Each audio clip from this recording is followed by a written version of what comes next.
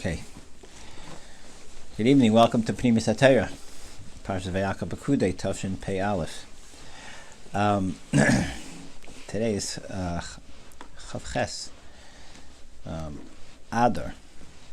Today was Chav Zayin Adar. It was the yard site of the Leshem, Shvei Vachlama, the Zeder of Yashiv, Reb Shlomo al Yashiv, Shlomo Reb Chaim Chaiko al Yashiv. Very big Mikubal. He wrote many Svarim, and the Svarim tend to be with pages this big. Non-stop. This is just one of the Svarim. And Chavetz Chaim, he lived in a town. He lived in a town called Shavel, I believe it was, the Leshem.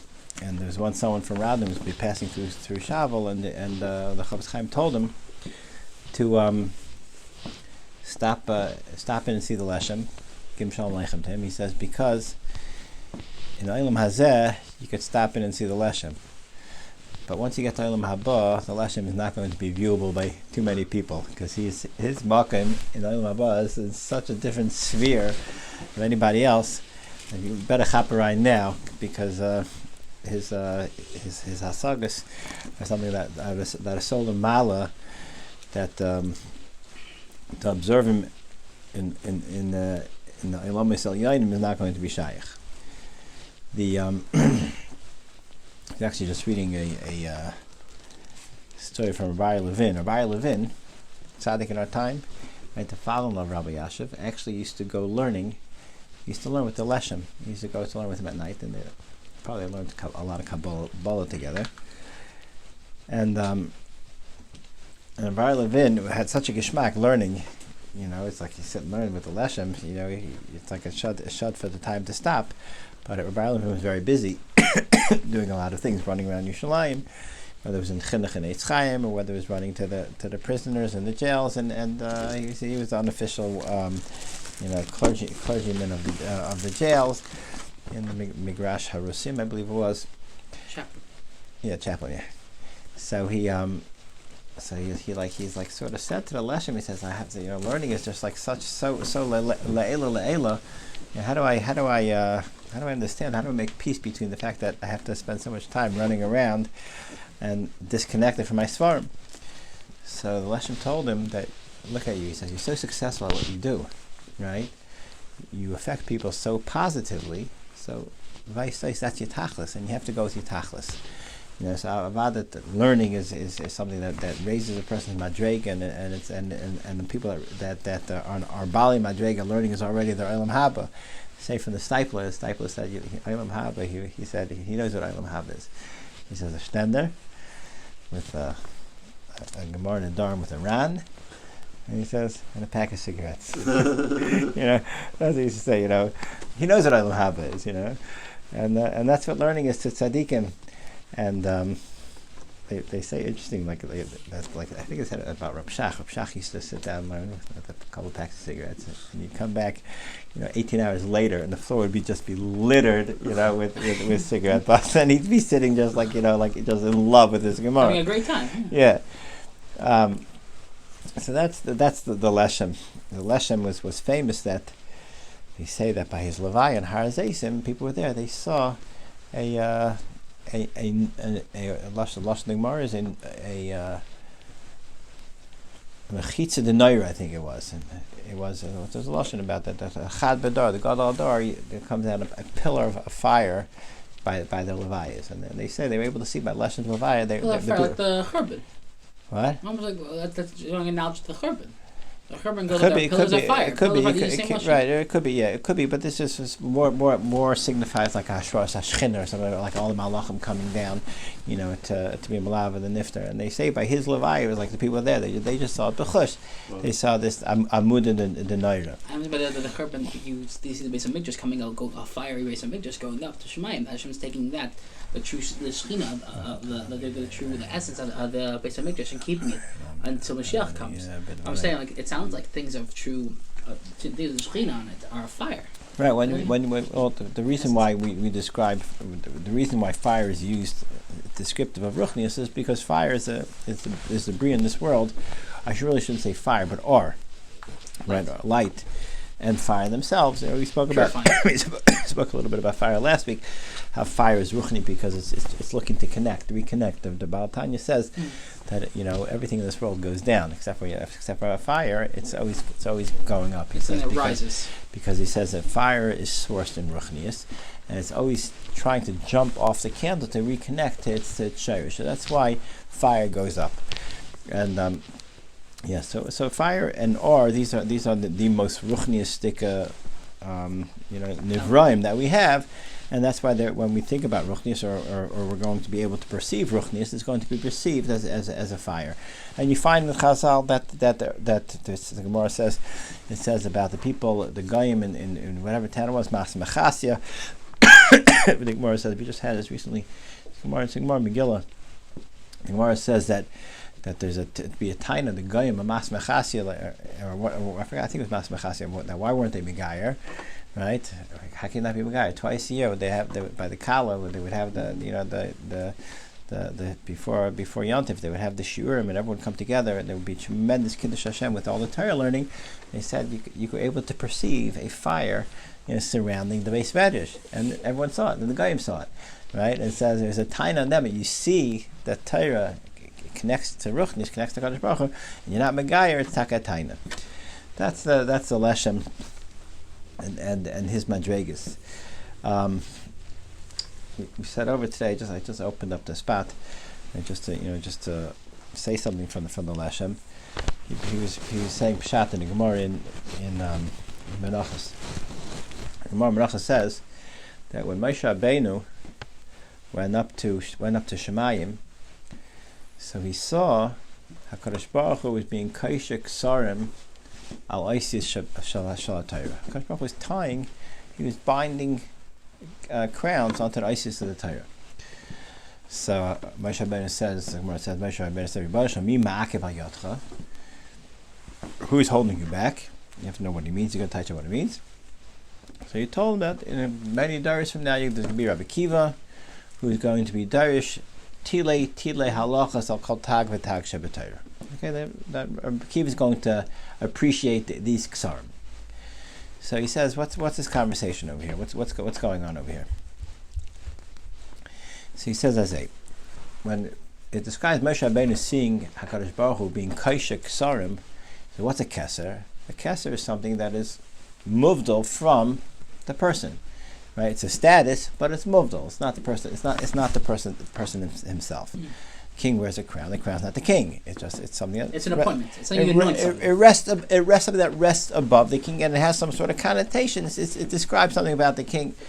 When you say HaKadosh Baruch Hu's kaisha ksarim, kaisha means duct tape, right? It means it doesn't belong. It's not part and parcel of it. When you have to tie something on, right? It's like when you go to the country, you tie bags onto your roof of your car, right? You're saying it's conditional. It's not permanent. What it sort of means, it's not part and parcel of what you're tying it to. It's not organic. Right. It's something else being tied to it. Mm-hmm. So he sees HaKadosh Baruch Hu is being kaishik sarim on the ISIS of the Torah. What does that mean? What it means is that the ISIS of Torah have limited expression, and HaKadosh Baruch Hu is choosing to add more expression to the ISIS of the Torah by being kosher, by binding on ksarim. In fact, Moshe Rabbeinu, he says, HaKadosh Baruch Hu, mi ma'akav hayotcha. Why do you have to make ISIS Torah that are limited in their expression, and then afterwards tie onto them something that's going to give it new connotation, but not mineyu bay in the ISIS of the Torah? Well, you just make like that. Just make the ISIS of the Torah like that. The ISIS of the Torah portray whatever situs nisgavim viramim that are being portrayed now by you being kaisha this. So HaKadosh Baruch Hu answered him back as follows.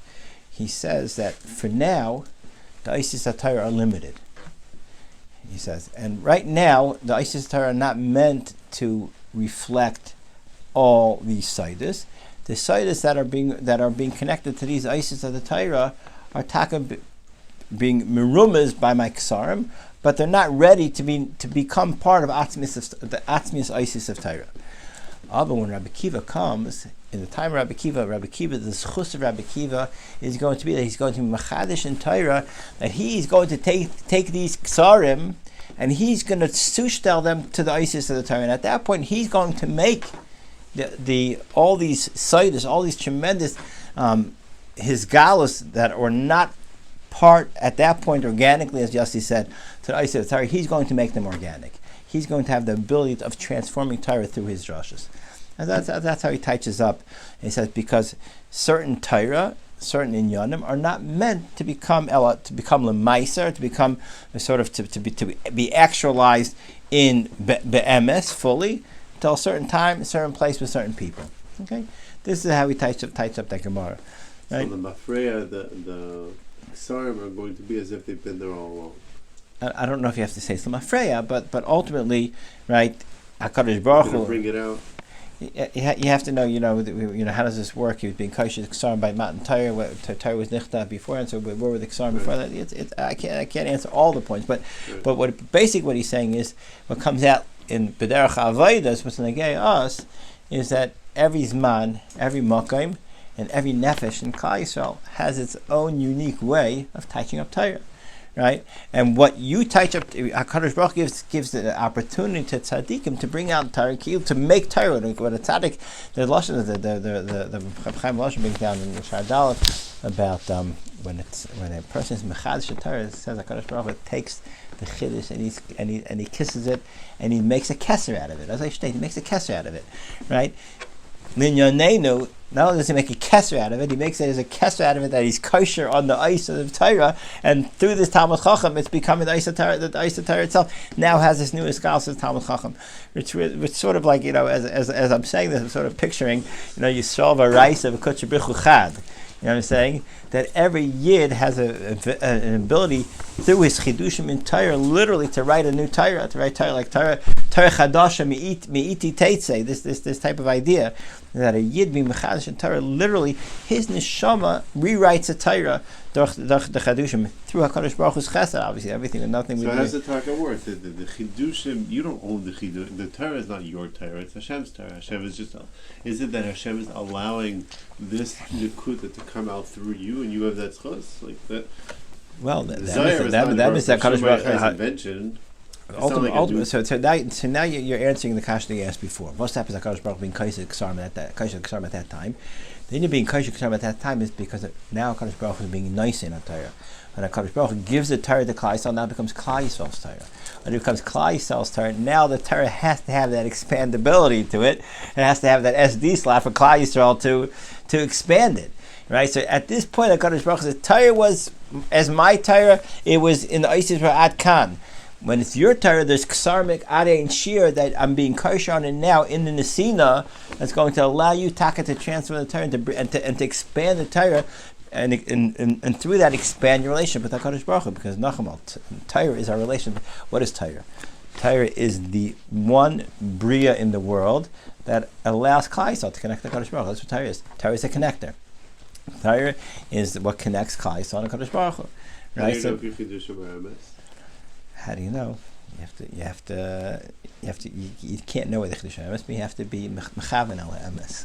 If you're searching Emes, so if you're seeking Emes, Be'ez Hashem, you'll be mechaven al Emes.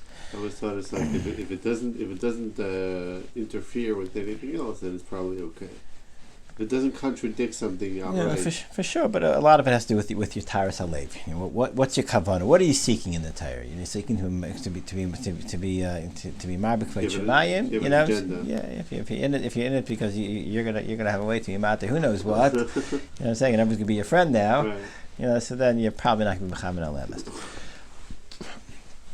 So that's a var from the lesson of Shlomo Yashiv and Linyanein. I think that would be something to bring out from it, to recognize that Torah is ours. And I think we brought out a very good nekuda, right? That bisman nesinas haTorah. That's why Hakadosh Baruch Hu megal is in you be mikashik sarim. That there's so much more here that you're actually going to build into the chefs of Torah, into the Isa Torah. Going to become, it's going to be your Torah.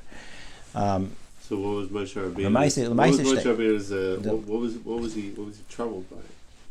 Was troubled by. He couldn't. He didn't versteh that how could you be leaving something. How could Torah kilo be chaser that you have to? It's like, why are you taping on a bumper? Why don't you just build a car with the bumper? It's like going. It's sort of like going to a car dealership and find them taping. You go to Ford, whatever. You go to the car manufacturer, but they're taping bumpers onto the back of the car, like just manufactured with the bumper, right? So that's what Kadosh Baruch Hu is saying, is that Torah mitzat b'char. That would be the way to say the word. That Torah meets from mine. This is Gans, but your chelik in it has so much more to migal. That's the matana Kadosh Baruch Hu is giving us, and that He gives us the ability to make sarm, to make sarm into atzmis of Torah. The Lamaisa, as I state, right, that Torah state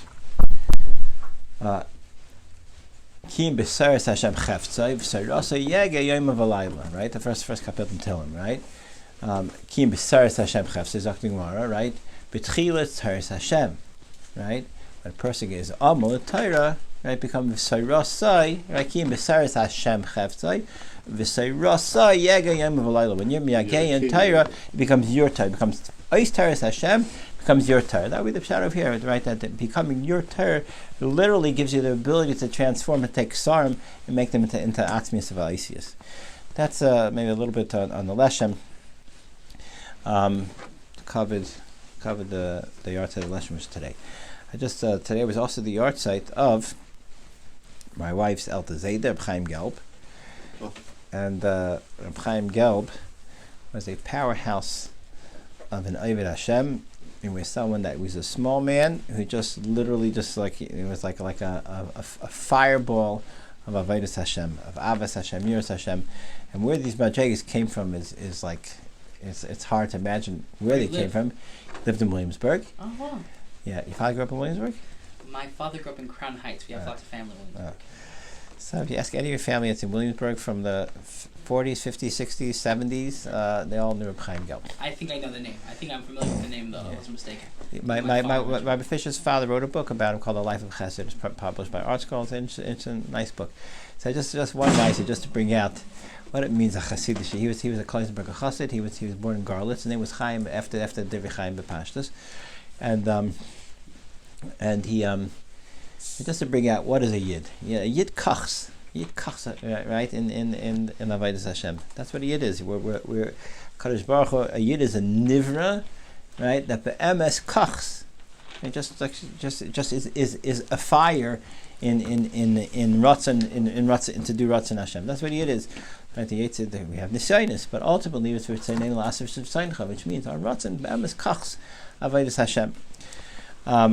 And by him it was apparent, he was mafka everything, left nothing for himself. He gave everything away, and it was all that was the derech and sons. And by Divrei Chaim, he gave everything away. Stuck as everything, nothing for yourself. You're not important. HaKadosh Baruch Hu was going to take care of your minimal needs, and he held up all the Meises of Williamsburg, the Beis Yaakov, the Torah V'das.